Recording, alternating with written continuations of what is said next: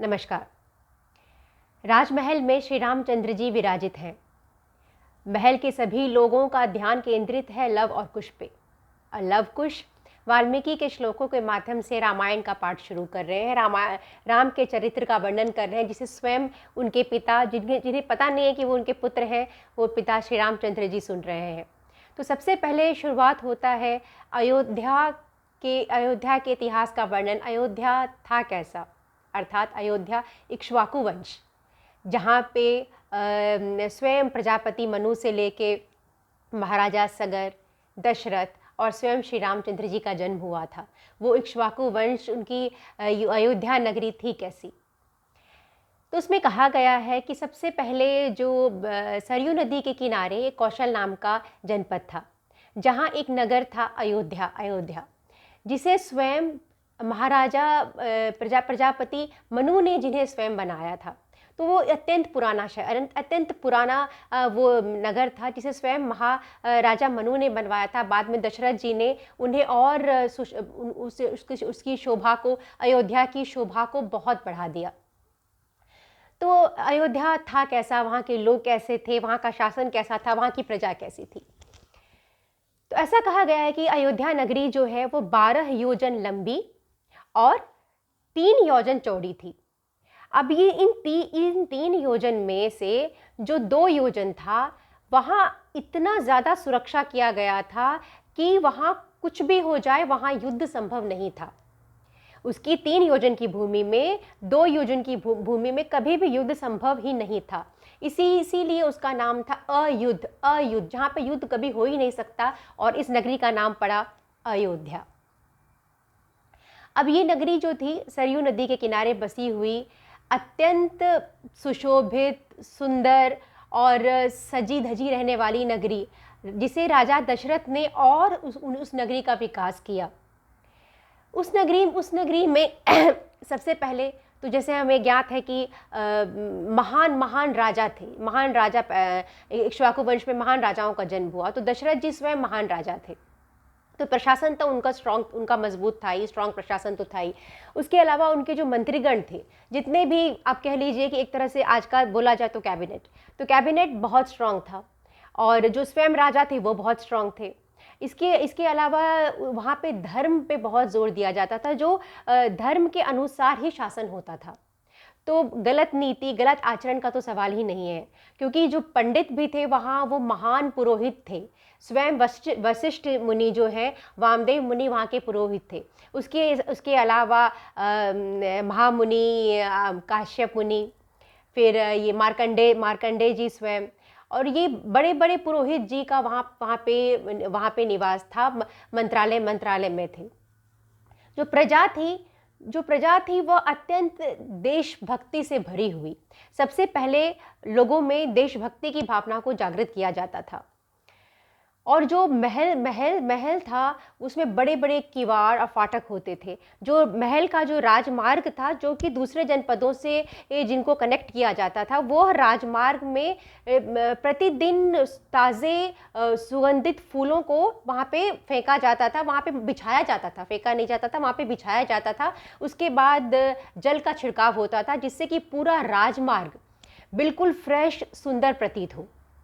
जो महल था वह अत्यंत महंगे रत्नों से बना था, और वहाँ पे महल पे सोने का पानी चढ़ा हुआ था।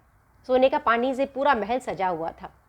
इसके अलावा जो जितने भी राजमहल के लोग थे, वह बिल्कुल सुंदर कपड़े पहनते हुए, स्वच्छ कपड़े पहन के चंदन का लेप लगाया करते थे, जिससे कि एक चंदन एक शांति का भी प्रतीक है, और एक सुगंध भी उससे आता है। तो चंदन का लेप सभी लगाया करते थे वहाँ पर अयोध्या की नगरी में। इसके अलावा वहाँ पे जितने भी राजमहल में जो भी काम करते थे, वो सभी रत्नों से सुशोभित थे। सबके हाथ में सोने का कड़ा रहता था। कहने का तात्पर्य है कि वो जो अयोध्या नगरी थी, वह बिल्कुल फली फूली, और बिल्कुल वहाँ पे लोग बहुत खुश रहते थे, एक दूसरे का मदद करते थे। वहाँ कोई भी अनीति से नहीं चलता था। इसके लिए क्योंकि राजा खुद ही बहुत नैतिक थे, जो मंत्रालय था उनका वो बिल्कुल धर्म की नीति से चलने वाला, और उसको किस नीति से चल रहे हैं उनमें अच्छे संस्कार देने वाले स्वयं वशिष्ठ जी थे, वामदेव थे। तो ऐसा ऐसा कहना गलत नहीं होगा कि एक अपने आप में एक स्वर्ग लोक की भांति वो नगरी थी। जैसे इंद्र जी ने स्वर्ग में अमरावतीपुरी बसाई, चंद्रमा ने नक्षत्र लोक बसाया, वैसे ही हम कह सकते हैं कि दशरथ जी ने अयोध्या में अपनी अयोध्यापुरी को बसाया था।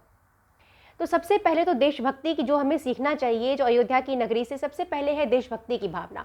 और एक चीज़ है कि हम बात करते हैं आज की जो स्त्री हैं उनका एम्पावरमेंट की बात करते हैं, वुमेन एम्पावरमेंट की बात करते हैं, लेकिन जब हम ये वाल्मीकि रामायण पढ़ेंगे, वहाँ पर अयोध्या का वर्णन करेंगे, जैसे कि लवकुश ने अपने श्लोक के माध्यम से किया, तो हमें ज्ञात होगा कि जो वहाँ कहा गया है कि स्वयं स्त्रियों के लिए अलग से नाटक हुआ करता था। वो मतलब कि स्त्रियां जो हैं वो नृत्य कर सकती थी, स्त्रियां जो हैं जो अभिनय कर सकती थी। तो दशरथ के समय में, इतने पुराने समय में भी वुमेन एम्पावरमेंट था, स्त्रियों के लिए अलग से बनाया गया था, ये बात सही है, पर नृत्य और अभिनय उस काल से ही चला आ रहा है। तो ये चीज़ हमें जाननी चाहिए कि जो वुमेन थी, जो स्त्री थी, कितनी एम्पावर्ड थी अयोध्या की नगरी में। अयोध्या की नगरी में सब फले फूले थे। यदि कोई गलत आचरण करता था तो स्वयं उसका पिता ही उसे सज़ा दिया करता था। और दूसरा, उन्होंने, महाराजा दशरथ ने अपने राज्य के प्रोटेक्शन के लिए बहुत ही स्ट्रॉन्ग, आप बोल सकते हैं, एक शक्तिशाली सजग गुप्तचर रखे थे।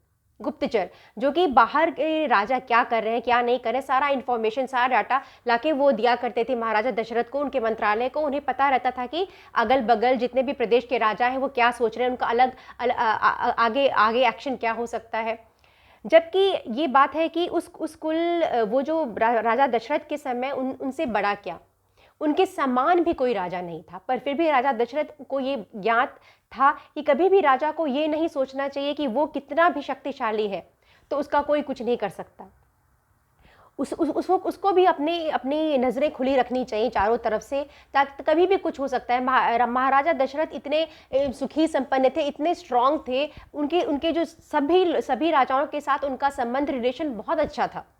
तो बहुत अच्छा आप बोल सकते हैं कि फॉरेन पॉलिसी थी, लेकिन उसके बाद भी वो वहाँ चुप नहीं बैठते थे। वो हमेशा अपने डिटेक्टिव्स थे, जो उनके गुप्तचर थे, उनका समय समय पर टेस्ट लिया करते थे, उनकी परीक्षा लेते थे कि वो सही काम कर रहे हैं कि नहीं। और उनका वो चारों तरफ से अपनी आँख को खोल के रखते थे कि कहीं से कुछ हमला ना हो जाए, कहीं कुछ ना हो जाए, जबकि पता है कि उनके बराबर भी कोई नहीं है। इसके अलावा जो अयोध्यापुरी के चारों तरफ ना बहुत गहरा सा एक, आप बोल सकते हैं कि एक खाई सा खुदा था, जिससे कि उसका सिक्योरिटी हो सके। उस खाई को पार करना किसी के लिए असंभव जैसा ही था। वहाँ पर धान की बहुत खेती होती थी, शिल्पकार, बाजार अनेक तरह के थे। तो आप ये हम कह सकते हैं कि कोई भी चाहे वो पुरोहित हो तो महान पुरोहित, महान ब्राह्मण, जो लोग हैं तो उनमें देशभक्ति की भावना, राजा जो हैं वो इतने शक्तिशाली और फिर भी इतने नम्र, जो स्वयं दशरथ जी थे वो बहुत नम्र राजा थे, सभी का बात सुनते थे, कभी ये उन्होंने नहीं समझा कि जो है हम हैं बस वही है, हमसे बड़ा कोई नहीं है। तो और उस नगरी में ऐसा देखा जाता था सभी लोग दीर्घायु थे, किसी की अकाल मृत्यु नहीं होती थी। जनरली किसी की अकाल मृत्यु नहीं होती थी। जो लोग थे वो पर्सनली भी बहुत हैप्पी स्पेस में रहते थे, और क्योंकि सभी एक दूसरे का अच्छा सोचते थे, वहाँ एक स्ट्रॉन्ग वाइब्रेशन था, एक पॉजिटिव वाइब्रेशन था, एक अच्छी तरंगे थी, जिससे कि अयोध्या पूरी खुद ही स्वर्ग लोक के समान प्रतीत होती थी, और इसीलिए उसका नाम भी रखा गया अयोध्या।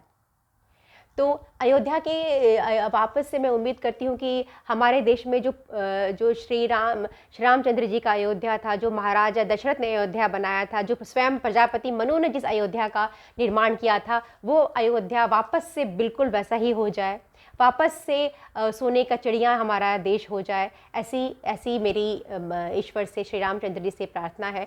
और हमेशा एक चीज़ है कि हम हमेशा आरोप लगाते हैं कि ये देश ऐसा नहीं है, ऐसा नहीं। सबसे पहले जो है खुद हमें बदलने की ज़रूरत है। जैसे कि हम अयोध्या के बारे में हम पढ़ेंगे तो एक जो प्रजा थे वो बहुत बड़े देशभक्त थे। तो जब तक प्रजा, हम खुद अपने आप को चेंज नहीं करेंगे, अपने आप को उस देशभक्ति के से नहीं जोड़ेंगे, तब तक देश का या ये राज का ये शिकायत करना, आलोचना करना गलत है। उम्मीद करती हूँ मेरा वीडियो आप सबको पसंद आए। मुझे सुनने के लिए बहुत बहुत धन्यवाद।